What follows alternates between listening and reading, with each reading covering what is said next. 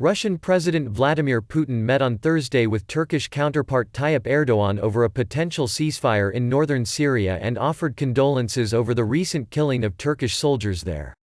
Putin, speaking beside Erdogan at the start of talks, said the situation in Idlib province, where their armies are facing off in a war that has displaced nearly 1 million people in 3 months, had become so tense it required one-on-one talks.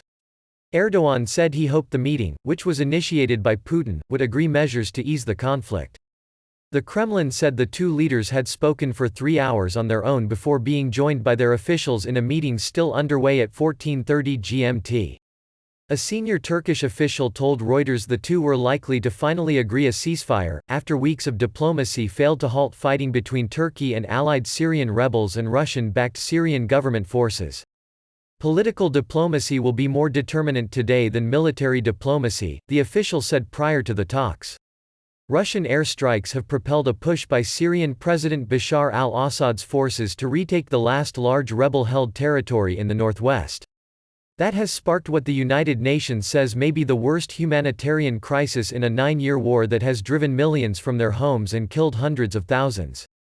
The Russian military has, however, repeatedly played down any talk of a refugee crisis and accused Turkey of violating international law by pouring enough troops into Idlib to make up a mechanized division.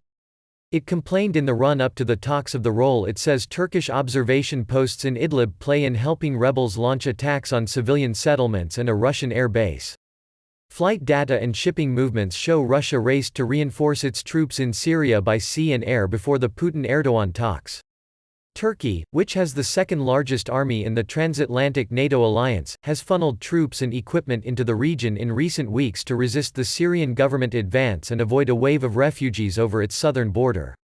The fighting, which has raised the prospect of a direct clash between Russia and Turkey, has killed 60 Turkish troops in the region since last month, including the death of a Turkish soldier reported by a regional governor on Thursday. Putin on Thursday expressed his regret to Erdogan about the recent killing of 34 Turkish troops in an airstrike, saying the Syrian army had not known of their location. He said he hoped their talks would help avoid a repeat of that situation. A Turkish security official said overnight clashes were low in intensity for the first time in a while ahead of the Moscow meeting, but Idlib residents reported heavy shelling by Turkish troops and airstrikes by Russian and Syrian forces. At least 16 civilians were killed when Russian airstrikes hit a gathering of internally displaced people near the town of Marat Misrine in Idlib, according to civil defense workers helping clear the rubble and search for survivors. Russia denies targeting civilians. 2 witnesses also reported seeing more Turkish military reinforcements deploying into Idlib, and Russia's RIA news agency said rebels had resumed shelling the strategic town of Sarakeb in Idlib where Russian military police are based.